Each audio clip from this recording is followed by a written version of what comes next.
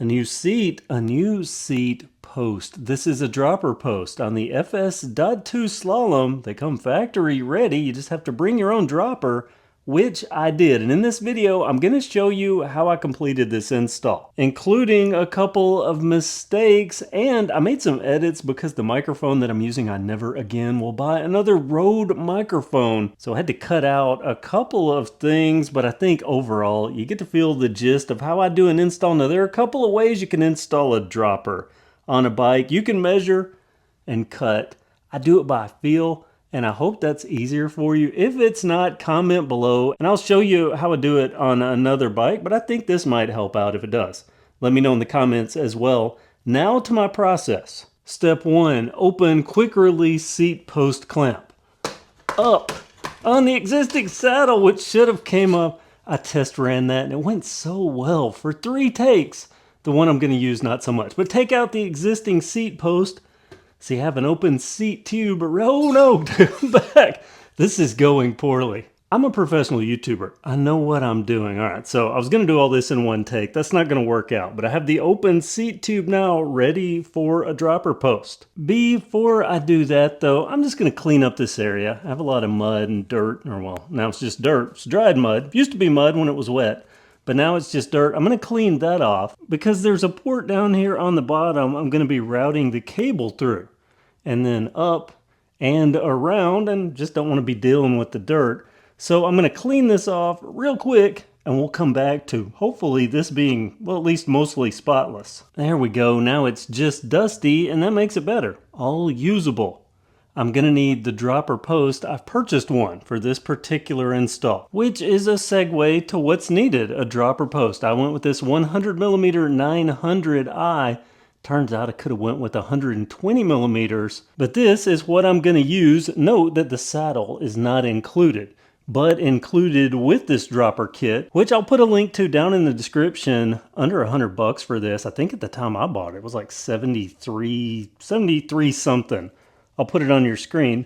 But this came in a kit. To get this installed, you need the other parts that come with it. The cable, an inner cable, and a housing or outer cable. And you need a way to actuate it. There's an actuator there.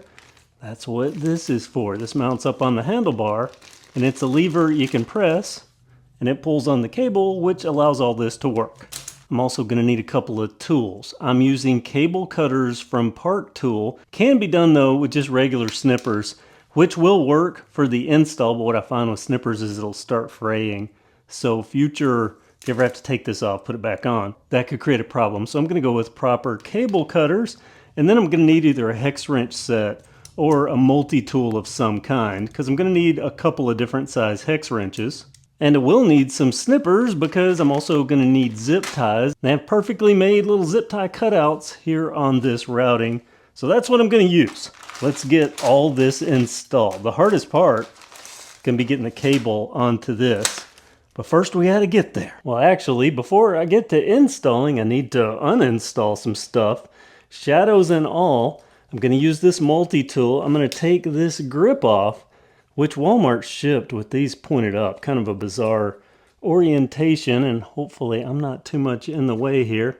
But this is a lock nut or dual lock ring grip, so I just need to loosen these. Loosen both of them. It's not much torque. They're easy to loosen. Just spin a few times, and that's going to free up the grip. And once you got it to the point you can rotate it, it'll come off easy, but there's a little end cap. My trick is to loosen this brake lever, which for me is going to be coming off anyway because I'm going to do another install right after this one. But I want to loosen this, and once I get this free, I can slide this and use hammer action to knock that end cap off. Works pretty good. Unbag this lever. Now there are a couple of things in here that I don't want to drop. There's actually 3 things in here, one of which I'm not going to use, but the other 2 I for sure will. Where are the okay, they're there. Whoa, see, I already thought I dropped one.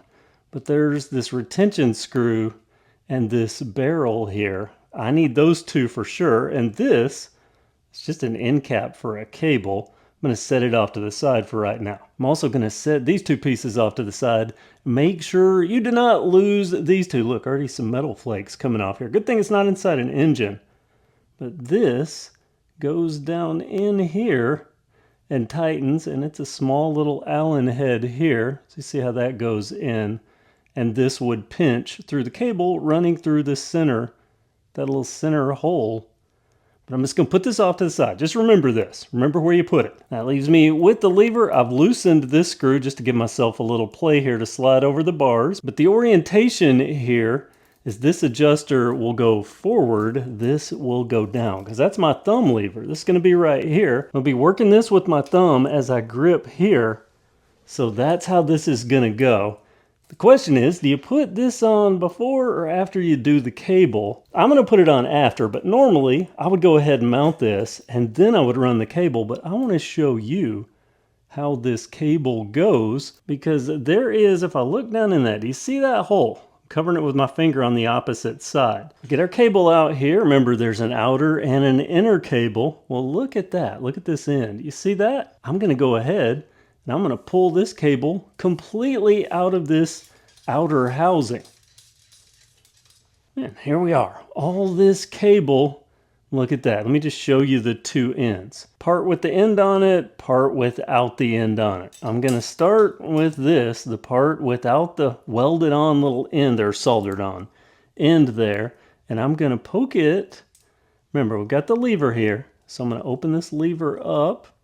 And I'm going to poke it into this hole. There we go. I had to get it started off camera, but it pokes through here, the back side of the lever, in through that hole, and I'm going to pull it, and you'll see where, as it curves in. See how that works into the guide here on this lever? Give yourself enough cable to work with. Have it open. There's that hole. It's going to go right into that. I'm going to pull it out the other end, and you can see the magic starting to happen there. See that? Pulls in, it goes right into that guide. This shuts, and what happens is, let me go ahead and pull this through all the way. You're going to see that end? There's the end. Watch this go right down into there. And that's what retains it on this side. So when I press the lever, do this, press the lever, see how that pulls? It's actually pulling on this cable. It's pulling it this way because I'm pressing, and that's because of that soldered point there. This part's good. Let's go ahead and get it on the bars. Work it on. And for now, I'm just going to estimate that this is about where I'm going to want it. I'm going to go ahead and slide this on so I'll have the brake lever and then the grip. But for the purposes of this video, let me just get a grip on here so it at least looks somewhat official. So there we go. So that's where this is going to work. And see that? Watch this. See? That's actually pulling my hand in. Just pressing on the button. That's how easy and how well it works. Now I have this outer cable, the housing. I need to route that. So I'm going to unfurl this. There's no right or wrong end on this. These little end caps, you can twist these off, so if they pop off, don't worry. But the cable will just go right through. I'm going to go ahead and start it into one end here. I'm just going into the hole on the cable, and I'm just going to feed it through. And you might see, like right there, there's a little kink in this. Not a big deal. If you can straighten it out, even better. See how easy it is to straighten out. You just don't want restriction as this is feeding. If you feel it really getting tough to feed in, back out and find the kink and straighten it out. And a little bit of feeding and this will come, there you go, see, it comes right out. So let's go ahead and pull this, and I'm going to get into the housing there, or this adjustment nipple. This is actually a dial here. That's an adjustment nipple. See that? That's so we can adjust if the tension's just a little bit wrong.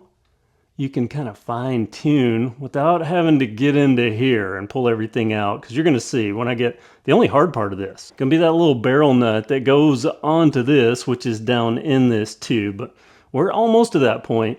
First, let's get this outer housing routed. Out, around, and then in. And I have a choice here. I can go internal or I can go external. I said external earlier and I showed the zip ties.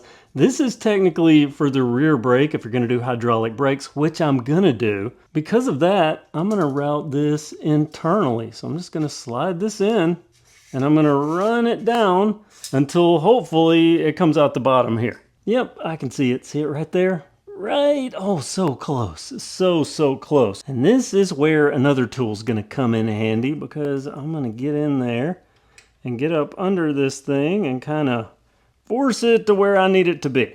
And also, I left the tire on. Doesn't give you much room. But in your swearing, you might find it easier without the tire there. There we go. Come on, get out of the way, other cable. There we go. It wanted to come out. See what I did there? Just that little kink, and that helped kind of guide it up so I could see it. I'm going to pull this through. And you probably saw it pull out here. That's fine. I can just feed this all back through. And the trick to get this slack out, you saw it pull out of the cable. And you can see how I've got it routed around the front. We'll get this all pulled out proper in just a moment. But I'm just pulling on this cable. There we go. Close enough, just need a little tweaking there. There we go. That puts me down to here. We came out this hole, but go back up top. We're gonna route right down between there and come up into the proper port so that then it can go up and connect to the dropper post itself. And just FYI, I left the kickstand on. You can see it right there. Makes this all so super easy. I'll be ditching it not long after this upgrade, but that's what I was holding out for. So I'm gonna go up with this cable and just be careful. You don't want to start fraying unnecessarily the cable while you're doing this. But I'm going to pull this up. You see how we're freeing up some room, and then I'm going to go into this hole. It's going to automatically try to shoot upward, so it's going right where it needs to go.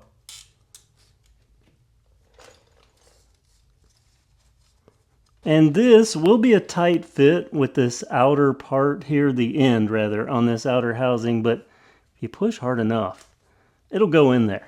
And then it's gonna feed it up.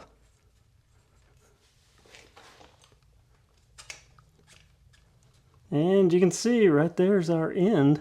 The reason I didn't zip tie up here yet is because I actually need all the slack to get this pulled up enough that I have something to work with here where I connect it to my actual dropper post. And you may or may not need a third tool. I'm just gonna kind of cheat to give myself a little leverage here as I'm gonna pull here, and down at the bottom, I'm just guiding so that I'm pulling this housing up as much as I can. And just about there. There we go. I have everything to work with here, all the room that I need. Yeah, it's greasy. That's because of the chain. And this pulled out, I mean, I took up every bit of this, but this will get fixed once we get this down because it's going to drop down to by here. It's going to give us more than enough room there. Now it's the point to start connecting, and that's where it gets interesting because we have to get it connected so that there's the proper amount of play so that this lever works. I'm going to press on this lever. See, I pulled it down, but that the spring on the dropper will pull it back so that it works properly, and that's, well, you just have to do it. I mean, it takes some patience and some luck. I'm going to take the hole. I've got a wrench. I found this much easier with an actual loose Allen wrench. Just have to find one that fits, but I'm going to go in through the hole and through there. So you see how that's just sliding over. If you look at this closely, you see that there's one side that's solid and one side that has a cutout. A cheat code here, I'm using a wrench just to kind of put this to where it's down just a little bit. And also, do not ever install this with a seat. Oh my gosh, it's such a nightmare to do with the seat on the seat post. I'm going to try to do this without blocking you too bad. Oh, and see. Uh-oh. Just take a guess where that barrel nut just went. Down into there. I finally took the seat off. That should make this super easy. I don't know if I'm going to edit or leave all that in, but I'm going to guide through, and I'm going to guide through. I'm going to loosen on this, and I'm going to try to pull on this cable. to get it. There we go. Now that's what we want to see. And then I'm going to put this down in there. And I'm going to get it to where, you know, feels snug. Actually, I can go ahead and pull that out. Get it to where it feels snug. So you can see everything is mounted, properly mounted. And I'm going to tighten down on this just enough that I think it's going to hold. And the way I test it is I pull, and if I don't see the cable slip, then I'm good, but I can already tell. I'm going to have to tighten this down a little more than it is right there. So, so much easier without the seat on there. Just putting this here and it holding, oh my gosh. So I'm putting that wrench back in there. There we go. That should do it. I'm pretty confident. In this setting here,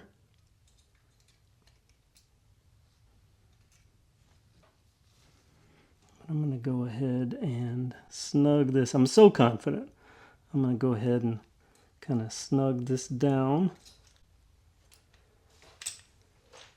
Oh yeah, I can tell by the way it feels on there. But still, I'm going to test fit it. Press all this down in there. This dropper lever reseats where it needs to be, and if I press it there, and you can see it just reseated, but I'm going to press it again, press down, it holds in place. That, my friends, is a working dropper post, and then this install is complete after I route all these cables. Actually, whoa, one more thing. One last thing. I need to trim the excess. Yeah, now we're at the good part. Get this cable out. Yeah, all this extra needs to come off, so I'm going to just trim this pretty close. And I think that's where the cable end came in, but I never leave more than, you know, actually I will this time. I'm going to use the cable end. I'm going to cut it, I'm going to bend this down, and I'm going to cut it right here, and I'll put that cable end on it.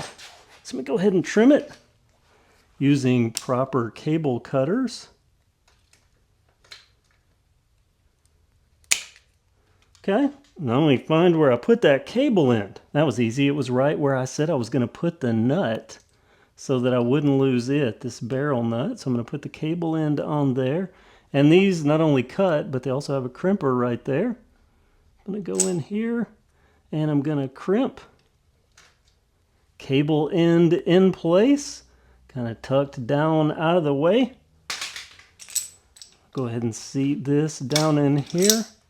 And I'm going to put it, I was wrong, I'll tell you. In my video, I said this 100 was kind of perfect. I really should have got the 120, and that would have fit depth-wise here.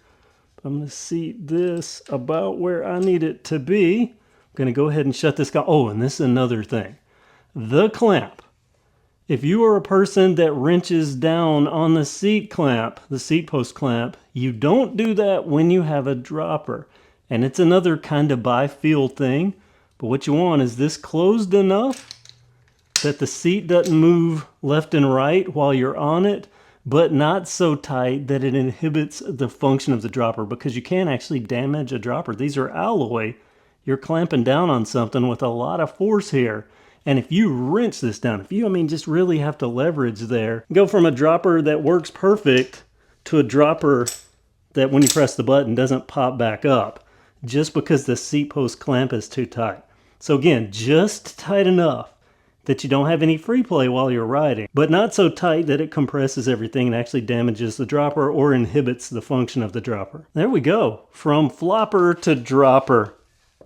This works. Now I just have to get this situated, but I'm not going to do that on camera. I'm going to do that at another time because I have another upgrade that's going to affect this area. There's a dropper post install, Exiform. At least that's how I do it. Now it's your turn. Go fit your own dropper on your slalom or other dropper-ready mountain bike. Thanks so much for watching and have a great day.